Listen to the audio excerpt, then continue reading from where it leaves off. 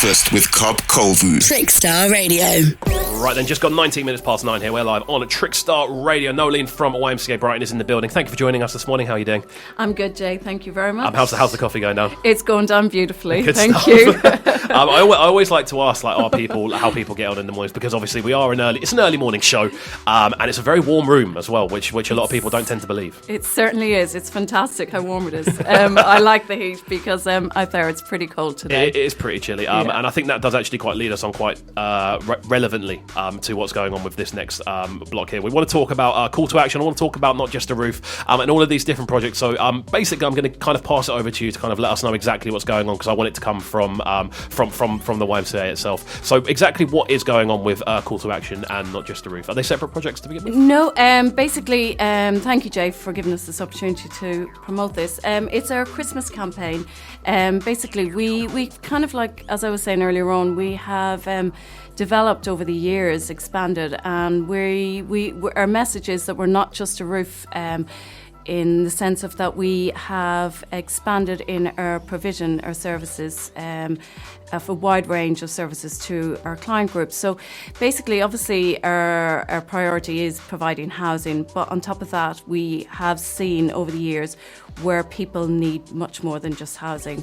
They need to have access to other services to support them to rebuild their lives. After the traumatic experience of losing their homes or ending up on the streets, it's just horrific, the trauma that people go through. So we obviously, over the time, as I mentioned earlier, we developed our training centre where we deliver accredited life skills training to budgeting, IT skills, etc. We train people up on. So it's like sort of life skills to it, like, exactly, and life skills for now depend, because I can imagine if you've been out on the streets for a while, life will have changed. Like things that you have to do will have changed if you've been out there for a while. So there's things that didn't exist 4 or 5 years ago that are now part of day-to-day life. So true. And that's what we are learning and discovering all the time. And then from that, we 2 years ago we were successful in securing a contract to open our work and learning service called Evolve.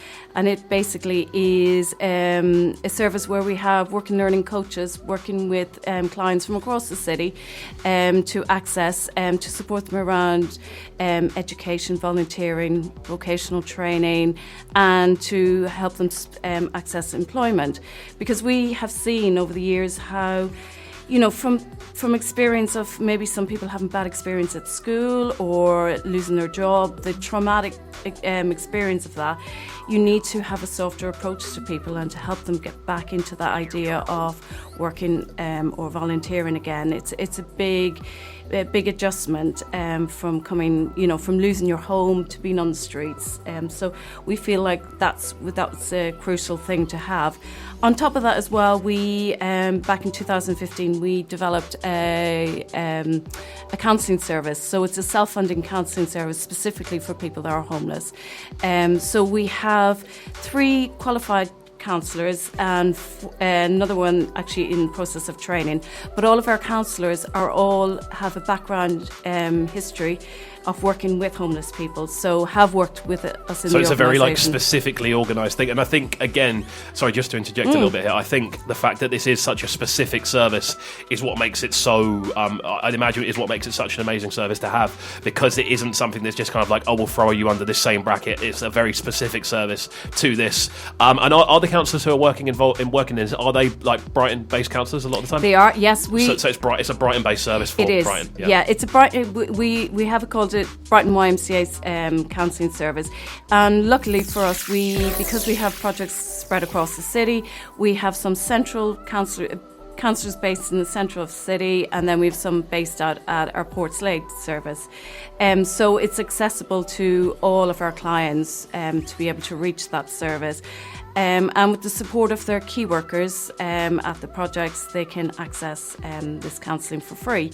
We usually offer around 12 sessions. It can expand, can be less, whatever works for that individual to help them overcome or to work with the trauma that they're experiencing or have experienced. So that is why we have called our campaign Not Just a Roof this year, to focus on what we do provide, and the fact that it isn't just housing. It is, exactly. there are so many other parts to this in regards to getting people back on their feet. It's a roof, but it's also a roof full of stuff inside the building. Exactly, that's exactly what we want to highlight to people. And so, our call to action is not just a roof. So basically, and thank you, Jay, for having me today, because it's a really crucial time, because we've signed up with the Big Give Christmas Challenge. So they're the main match funding organisation in the country. The biggest match funding campaign. And so basically this week, it started on Tuesday, the 3rd of December, until Tuesday, the 10th of December, where people can donate.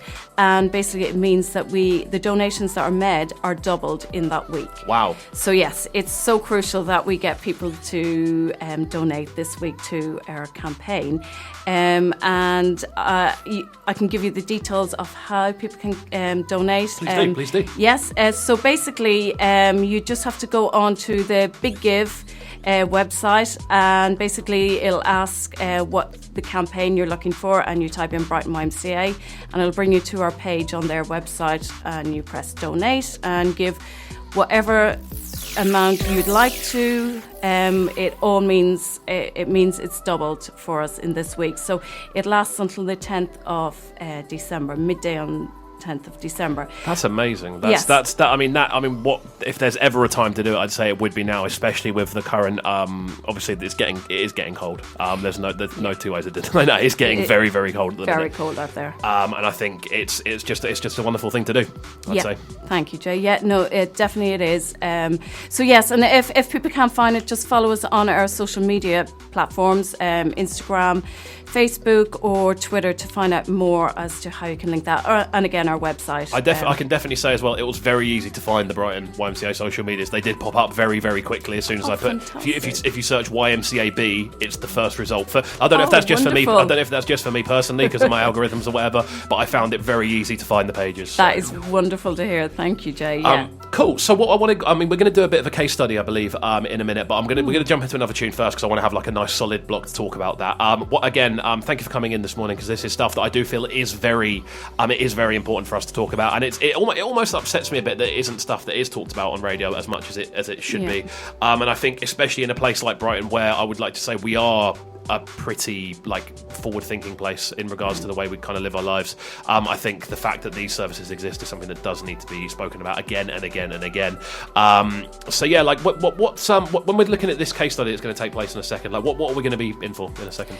I just wanted to share with the listeners about the journey one of our clients has gone on, and how you can easily find yourself homeless. It's quite frightening how I think we all have a perception of what homelessness is about. But I want to share the story and the journey this person has gone on. And possibly I'm hoping to hear that it is a happy ending. I just wanted to share it with your listeners today, Jay. Good stuff. We're going to talk about that in just a second. Don't go near. We're going to jump into some Weekend for the time being. Waking up Brighton. Breakfast with KXVU.